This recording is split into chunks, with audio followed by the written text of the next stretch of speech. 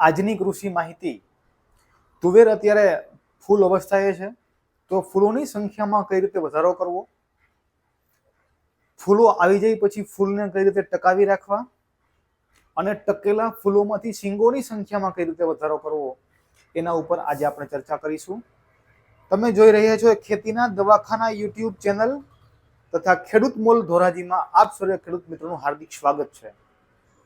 જેમ ફૂલોની સંખ્યા વધારે એમ શીંગોની સંખ્યા વધારે, અને જેમ શીંગોની સંખ્યા વધારે એમ ઉત્પાદન પણ વધારે.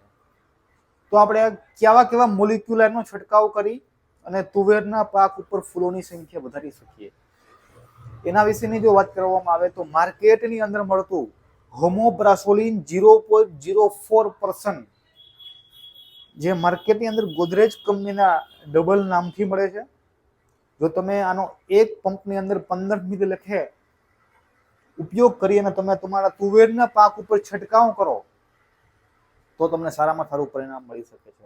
પરંતુ તમારા નજીકના વિસ્તારની અંદર આ હોમોબ્રાસોલિન એટલે કે ગોદરેજ કંપનીનું ડબલ ઉપલબ્ધ નથી, તો એની અવેજીમાં કઈ દવા છાંટી શકાય એના વિશેની જો વાત કરવામાં આવે તો માર્કેટની અંદર ઘણી બધી કંપની બાયોસ્ટિમ્યુલન્ટ દવા બનાવતી હોય છે, જેની અંદર એ ધર્મજ ક્રોપગાર્ડ લિમિટેડનું રુજુતા એ એક પંપની અંદર 20 થી 25 મિલી લેખે તમે નાખીને જો તમે એનો છંટકાવ કરશો તો પણ એની અંદર સારામાં સારું પરિણામ મળે છે.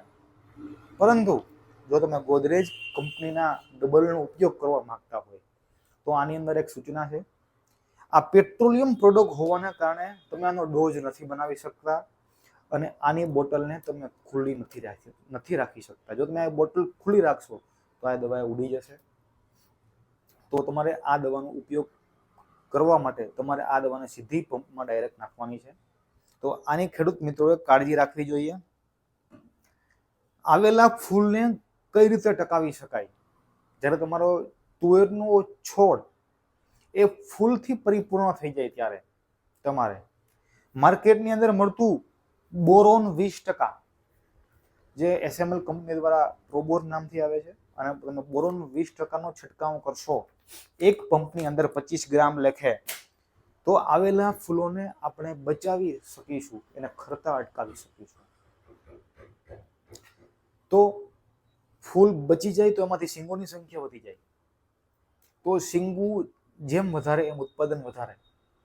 તો જેમ શીંગુ વધારે એમ એને ખોરાક પણ વધારે જોઈએ, યોગ્ય ખોરાક જોઈએ. તો આપણે ખોરાકના રૂપમાં શું આપી શકીએ એના વિશેની વાત કરીએ તો 20-20-0-13 એ 1 એકરની અંદર 50 કિલો, અને એની સાથે સલ્ફર અને ઝીંક જે એસએમએલ કંપની દ્વારા ટેકનોજેડના નામથી આવે છે, સુમિલની અંદર જિંદા નામથી આવે છે, એમ ઘણી બધી કંપનીઓ સલ્ફર અને ઝીંક બનાવે છે. એ 1 એકરની અંદર 4 થી 5 કિલો લખી દો તમે એને જમીનની અંદર એપ્લાય કરશો તો એને પૂરતો ખોરાક મળશે, અને પૂરતો ખોરાક મળ્યા પછી ખેડૂત મિત્રો તમને પૂરતું ઉત્પાદન પણ મળશે.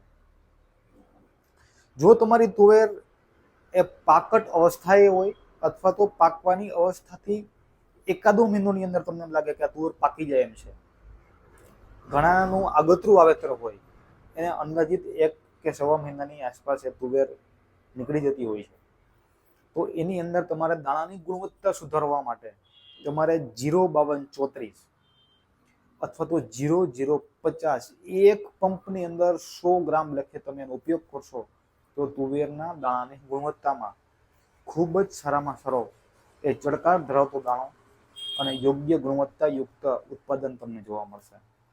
અમારી માહિતીથી તમારા ઉત્પાદનની અંદર વધારો થયો હોય તો તમે અમને કોમેન્ટ બોક્સમાં તમારો પ્રતિભાવ જણાવી શકો છો. તમારો પ્રતિભાવ એ અમારા હૌસલાને બુલંદ કરે છે, અને આ માહિતી તમને યોગ્ય લાગી હોય તો તમે તમારા અન્ય ખેડૂત મિત્રો સુધી શેર કરો, જેથી કરીને કોઈ ખેડૂતોના તુવેરના પાકને વધુ ઉત્પાદન સુધી પહોંચાડવામાં આપણી માહિતી એને યોગ્ય માર્ગદર્શન આપી શકે. કોઈનું વધુ ઉત્પાદન એ કોઈની આજીવિકા છે, અને આ આજીવિકાને વધારવા માટે આપણું સામર્થ્ય કેમ ન હોઈ શકે એવી જ આશા અને એવા જ વિશ્વાસ સાથે ભારત માતા કી જય.